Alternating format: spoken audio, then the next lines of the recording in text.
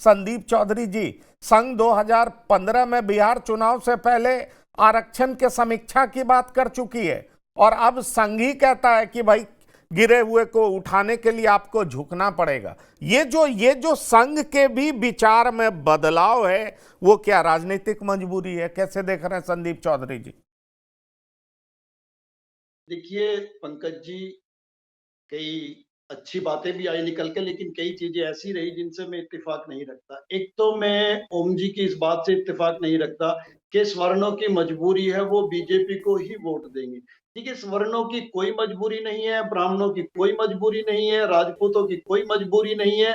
और आपने देखा होगा, चाहे समाजवादी पार्टी की बात कर लीजिए उत्तर प्रदेश में, चाहे कांग्रेस की बात कर लीजिए, चाहे बीजेपी, सबसे सभी जाति और सभी धर्मों के लोग चुनाव जीत करके आए हैं लोकसभा का। इसका मतलब ये डिपेंड करता है समीकरण पर। कहीं अगर समाजवादी पार्टी का राजपूत जीत रहा है, उनका इस तरीके का समीकरण बन रहा है, तो उनको भी वोट जाती है सवर्णों की, ऐसा नहीं है। हरिंदर मलिक मुजफ्फरनगर से चुनाव जीते हैं। इस तरीके की तमाम चीजें हैं। अभी सबसे बड़ी जो टेंशन की बात है बीजेपी के लिए वो ये है कि जब 14 में सरकार बनी, मुख्यमंत्री बने योगी जी, उसके पहले बीजेपी ने तो माहौल एक बनाया ही था, मोदी जी ने भी एक माहौल बनाया था। लेकिन एक बड़ा माहौल ये भी था कि लोग समाजवादी पार्टी से भी उब चुके थे, लोग बसपा से भी उब चुके थे। इसका भी एक बड़ा कारण था। कुछ प्रदेश का माहौल भी इस तरीके का हो गया था कि लोगों को लगता था योगी सरकार इसमें वाकई बदलाव करेगी, बीजेपी सरकार बड़ा बदलाव करेगी। और कुछ हद तक वो चीजें हुई भी, लोगों ने फिर भी विश्वास बना के रखा। लेकिन इस बार विश्वास कम होता इसलिए चला जा रहा है कि जो कोर वोटर था या जो संगठन के लोग थे, उनको कहीं ना कहीं सरकारों ने हाशिए पर धकेलने का काम किया। क्योंकि ऊपर के लोग मंत्री बन जाते हैं, मुख्यमंत्री बन जाते हैं, लोग विधायक और सांसद बन जाते हैं, लेकिन फिर वो नीचे के जो उनके संगठन के लोग हैं, जिन्होंने रूट लेवल पर मेहनत की है, उन्होंने लोगों को इकट्ठा किया, अपने घर से खर्च भी किया, पार्टी के लिए टाइम भी दिया, उनकी भी कुछ अपेक्षाएं होती है। उनकी इतनी भी अपेक्षाएं होती है कि कभी विधायक सांसद उनके घर आकर के चाय पी ले, कभी उनकी समस्या पूछ ले, घर में कोई बीमार है तो उसको कहीं एम्स में या कहीं एडमिट होना है, उसके बारे में उनसे बात कर ले। तो वो चीजें बिल्कुल दरकिनार कर दी गई। ये नाराजगी ब्राह्मण में भी आई, राजपूत में भी आई, जाट में भी आई, जो दलित बीजेपी के साथ था ये उसके अंदर भी आई। तो एक तो बड़ा कारण ये रहा। दूसरी चीजें ये रही कि बिल्कुल जब संगठन टिकट देता है तो बीजेपी ने यहां तक चुनाव जीते ये कहकर कि हमने जिसको भी टिकट दे दिया आप उसको वोट दो, हम आपको बदलाव देंगे। बदलाव में बड़े बड़े वादे थे, वो वादे में बार बार याद नहीं दिलाना चाहता क्योंकि वो सबको मालूम है। तो वो भी एक बड़ा कारण था। लेकिन अब की बार जिस तरीके से ब्राह्मणों की उपेक्षा हुई, बच्चों की चोटियां खींची गई, फिर जो सनातन के लोग थे, झंडा बरदार लोग थे, जिनका हर जाति के लोग आदर करते थे, वो बांट दिए सरकार ने। पहले होता क्या था, या मुलायम सिंह जी की बात थी, या अखिलेश जी की बात थी, या मायावती जी की बात थी, वो लोग क्षेत्रीय दल थे, वो सर्वसर्वा होते थे।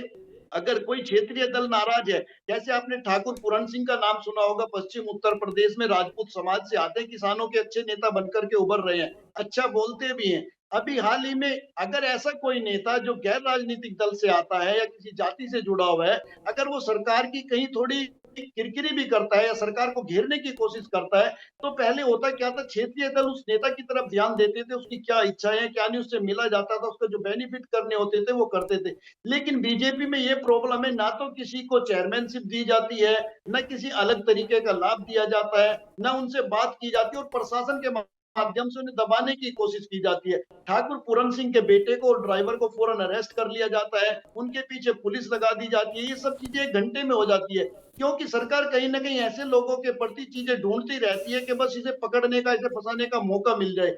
तो ऐसे कई कारण है पंकज जी, जिसकी वजह से बीजेपी की किरकिरी हो रही है। एक सबसे बड़ी किरकिरी इसलिए हो रही है, जिन लोगों को संगठन में दायित्व दिए गए हैं, इवन जो जिला अध्यक्ष है, जिले में महामंत्री है, या विधायक तक की मैं आपको बात बताऊं, वो लोगों के काम नहीं करा पा रहे हैं, क्योंकि ऊपर से सख्त आदेश है कि भाई कोई अधिकारियों के पास नहीं जाएगा, अधिकारियों को कोई परेशान नहीं करेगा। ये मैसेज ऊपर से जब अधिकारियों के पास कन्वे हो जाता है, तो वे बिल्कुल नहीं तो निष्कंटक अगर हो जाते हैं जाएगा और ही नहीं, भ्रष्टाचार बढ़ यही जाता है, यही यही रिश्वतखोरी बढ़ जाती है। संदीप जी, यही तो परेशानी, और मुझे लगता है राजवीर शर्मा जी बताएंगे। ये जो जब आपका कार्यकर्ता डीमोटिवेटेड रहता है, और खास तौर पर बीजेपी जैसी पार्टी का अगर कार्यकर्ता डीमोटिवेटेड होता है, तो चुनाव आप कैसे जीतेंगे? मैंने सुना है कई लोग कहते हैं, विधायक तक कहते हैं कि हम एक बाइक थाने से नहीं छोड़ा सकते। तो सवाल यह है कि अगर विधायक इतना डीमोटिवेटेड होगा तो कार्यकर्ता कैसे मोटिवेटेड होगा। ये संगठन और सरकार के बीच में दूरियां हैं, तो क्या चुनाव से पहले पाटने की सूझ रही है? उससे पहले क्यों नहीं सूझा? और ये इतने सालों का गवर्नेंस क्या संगठन भूल जाएगा, कार्यकर्ता भूल जाएगा, लोग भूल जाएंगे? ये सवाल उठ रहा है और इसलिए अब माइक्रो मैनेजमेंट करने की जरूरत पड़ रही है प्रोफेसर साहब। इसलिए आपको लग रहा है कि संघ और सरकार को नजदीक आने की जरूरत है, कमियां अभी भी दूर कर लिया जाए तो चुनाव में बेहतर तरीके से उतरा जा सकता है। ये वजह दिखाई पड़ रहा है। मैं आपसे 100% इस बात में सहमत हूं कि अगर मान लीजिए कोई समस्याएं किसी भी संगठन या पार्टी के सामने आती हैं और उससे लगता है कि हमारे संगठन या पार्टी में कोई कमजोरी आ रही है या हमें उनको दूर करने की जरूरत है, तो स्वाभाविक रूप से उन्हें दूर करने की कोशिश, उन्हें दूर करने का प्रयास किया जाना चाहिए।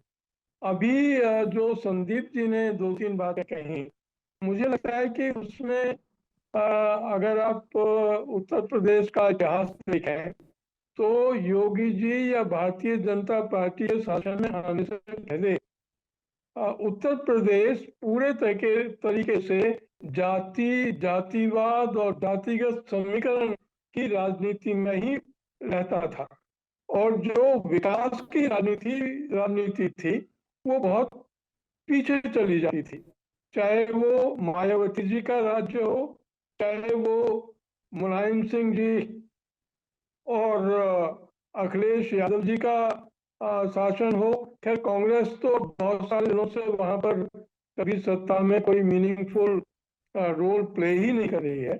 लेकिन ये जो दो दल हैं और जो छोटे छोटे आपने कहा क्षेत्रीय दल, मुझे लगता है कि क्षेत्रीय दलों के साथ आज भी बीजेपी को कोई समस्या ज्यादा नहीं है। लेकिन जो कार्यकर्ता को ध्यान देना चाहिए, जो कार्यकर्ता के ऊपर ध्यान देना चाहिए, उसमें भी आप मेरे से एग्री करेंगे कि भाजपा जब आई थी तो उन्होंने एक नारा दिया था, गवर्नमेंट विद ए डिफरेंस।